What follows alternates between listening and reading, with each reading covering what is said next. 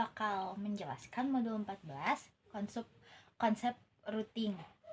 Nah, yang pertama itu ada judul modul. Judul modulnya konsep routing. Tujuan modulnya menjelaskan bagaimana router menggunakan informasi dalam paket untuk membuat keputusan pengiriman. Yang pertama, penentuan jalur. Menjelaskan bagaimana router menentukan jalur terbaik. Yang kedua, penerusan paket. Menjelaskan bagaimana router meneruskan paket ke tujuan. Yang ketiga, tinjauan konfigurasi router dasar. Mengkonfigurasi pengaturan dasar pada router. Yang keempat, tabel perurutan IP. Menjelaskan struktur tabel routing. Dan yang terakhir, perurutan statis dan dinamis. Membandingkan konsep perurutan IP membandingkan konsep statis dan dinamis. Selanjutnya ada penentuan jalur. Nah, penentuan jalur fungsi router. Saat router menerima paket IP pada satu antarmuka, router menentukan antarmuka mana yang akan digunakan untuk meneruskan paket ke tujuan ini. Ketujuan ini dikenal sebagai perurutan antarmuka yang digunakan router untuk meneruskan paket. Mungkin merupakan tujuan akhir, atau mungkin jaringan yang terhubung ke router lain yang digunakan untuk mencapai jaringan tujuan. Setiap jaringan yang terhubung dengan router biasanya memerlukan antarmuka terpisah, tetapi ini mungkin tidak selalu terjadi. Nah, fungsi router yang utama yaitu menerima paket di satu antarmuka, menentukan antarmuka mana yang digunakan untuk meneruskan paket, bisa langsung ke tujuan atau ke router berikutnya. Biasanya setiap jaringan terhubung sendiri. Selanjutnya ada longlist match IPv4. Rute terbaik ditentukan dengan jumlah bit paling kiri yang cocok antar alamat IP tujuan dan entry di tabel routing. Contoh IPv4, jika ada entry sebagai di bawah di kolom yang ada, kalian bisa melihatnya. Untuk prefix 12, 18 dan 26 di mana alamat dalam binernya. Selanjutnya ada IPv6. Paket IPv6 memiliki alamat IPv6 tujuan. Tujuannya 2001 DB8 C00099. Contoh ini menunjukkan 3 entry rute, tapi hanya 2 diantaranya merupakan kecocokan yang valid. Dengan salah satunya merupakan kecocokan terpanjang. 2 entry rute pertama memiliki panjang awalan yang memiliki jumlah bit pencocokan yang diperlukan sebagai ditunjukkan oleh panjang awalan. Entry rute ketiga cocok karena 64 sama 64-nya memerlukan 64 bit pencocokan dan tujuannya adalah sebagai di kolom. Kemudian ada membangun tabel routing. Router belajar tentang jaringan melalui 1. Jaringan langsung directly connected ketika interface diaktifkan dengan IP. Kedua, rute statis ditambahkan secara manual oleh administrator. Ketiga, rute dinamis dipelajari otomatis melalui protokol routing seperti OSPF, RIP, dan lain sebagainya. Yang keempat, default route yang satu digunakan jika tidak ada kecocokan spesifik dalam tabel.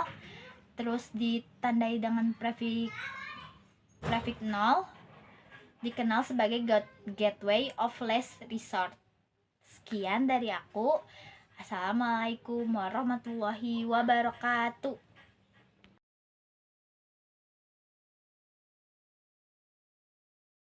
Berikut adalah analisis dari modul 14.2 hingga 14.3.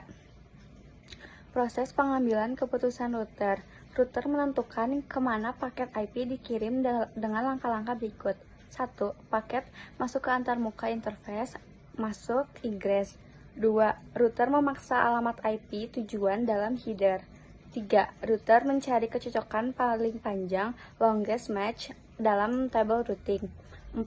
Paket dikemas ulang dalam frame data link dan diteruskan melalui antarmuka keluar egress. 5. Jika tidak ada kecocokan dan tidak ada default route, paket dibuang. Jenis tujuan forwarding. 1. Langsung ke perangkat di jaringan yang terhubung langsung directly connected. Encapsulation pengemasan ulang paket. Router membungkus ulang paket sesuai tipe antarmuka keluar, misalnya Ethernet, PPP, HDLC. Mekanisme penerusan paket. 1. Proses switching. Pemrosesan dilakukan oleh CPU untuk setiap paket lambat. 2. Fast switching. Cache digunakan untuk menyimpan informasi route cepat. 3. Cisco Express Forwarding. Mekanisme paling efisien dan default menggunakan tabel FIB dan adjacency. 14.3 Basic Router Configuration. Tinjauan konfigurasi dasar router.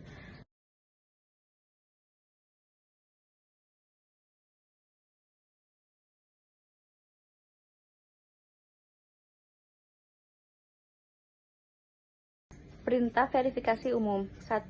Show IP interface brief. 2. Show running config. 3. Show IP route. Dan yang terakhir ping. Ganti IP dengan IPv6 untuk versi IPv6. Filter output. Digunakan simbol pipa untuk memfilter hasil, misalnya include, exclude, begin, dan selection.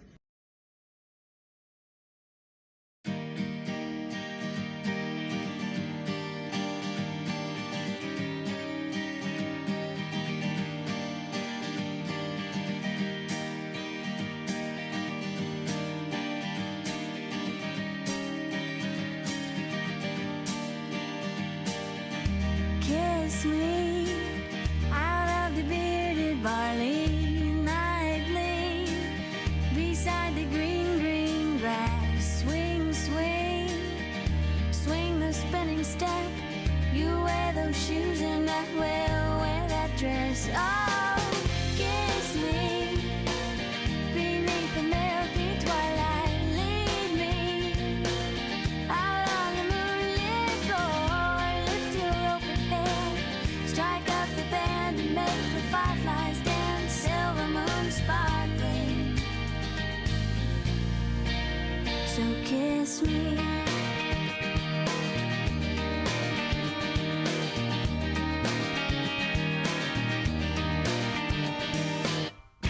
Kiss me down by the broken tree house. Swing me up on its hanging time. Bring, bring your flowered hat.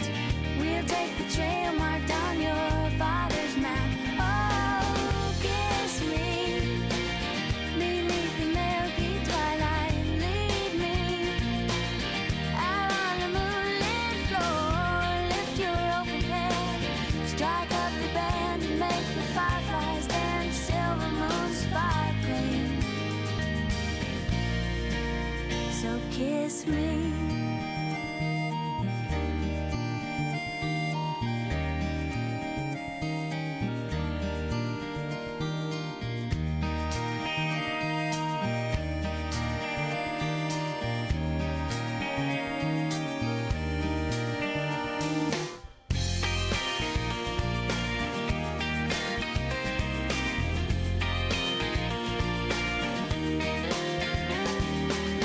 Kiss me beneath the milky twilight. Lead me out on the moonlit floor. Lift your open head, strike up the band and make the fireflies dance. Silver moon sparkling, so kiss me. Halo teman-teman, perkenalkan nama saya Dimas. Pada bagian ini kita akan membahas konsep fundamental routing table dan komponennya. Routing table berisi daftar route ke jaringan yang dikenal, termasuk prefix dan panjang prefix. Informasi dalam routing table berasal dari 3 sumber utama. Yang pertama itu directly connected network atau jaringan yang terhubung langsung. Yang kedua itu static root atau root statis yang dikonfigurasi manual. Yang ketiga itu dynamic routing protocol atau protokol routing dinamis. Setiap root dalam routing table diidentifikasi dalam kode tertentu. Yang pertama yaitu kode L, yaitu yang berfungsi sebagai mengidentifikasi alamat yang ditetapkan pada interface router. Yang kedua itu kode C, yang mengidentifikasi jaringan yang terhubung secara langsung. Yang ketiga itu kode S, yaitu yang mengidentifikasi root statis untuk mencapai jaringan tertentu. Yang keempat itu kode O, yang mengidentifikasi jaringan yang dipelajari dari router lain menggunakan protokol OSPF. Yang terakhir itu kode bintang. Root ini adalah kandidat untuk default root. Nah, selanjutnya mari kita bahas lebih detail komponen-komponen yang ada dalam setiap entry routing table. Dalam routing table, setiap entry mengandung informasi sebagai berikut. Yang pertama itu ada root source, yang mengidentifikasi bagaimana root dipelajari. Yang kedua itu ada destination network, yang dimana hal ini berguna untuk mengidentifikasi alamat jaringan remote tujuan. Yang ketiga ada administrative distance, yang dimana berguna untuk mengidentifikasi trustworthiness dari sumber root. Nah, nilai yang lebih rendah menunjukkan root yang lebih diutamakan. Lalu ada metrik, mengidentifikasi nilai yang diberikan untuk mencapai jaringan remote. Selanjutnya itu ada next hop, yang dimana mengidentifikasi alamat IP router berikutnya untuk meneruskan paket. Lalu ada root timestamp, yang berguna untuk mengidentifikasi berapa lama waktu yang berlalu sejak root dipelajari. Lalu terakhir ada exit interface, yang mengidentifikasi egress interface untuk keluar guna mencapai tujuan akhir.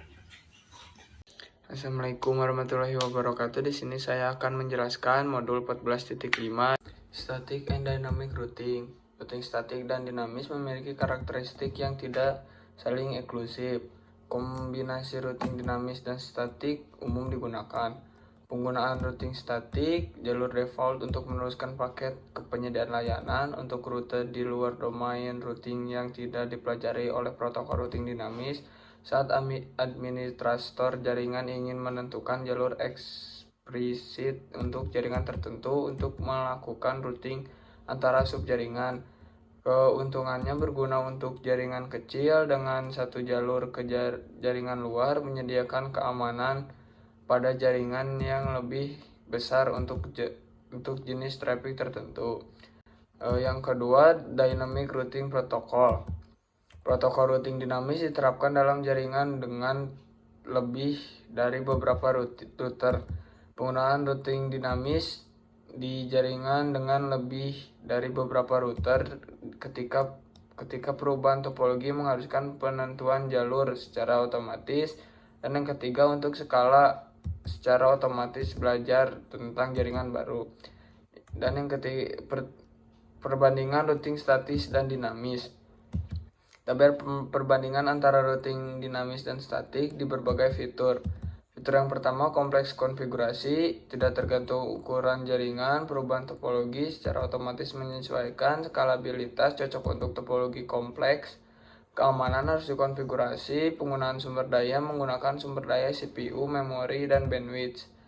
Prediktabilitas jalur bergantung pada topologi dan protokol routing. Evolusi protokol routing dinamis. Protokol routing dinamis sudah digunakan sejak akhir 1980-an. Protokol pertama kali adalah RIP, diperkenalkan pada tahun 1988. Sejarahnya, beberapa algoritma digunakan di jaringan ARPANET.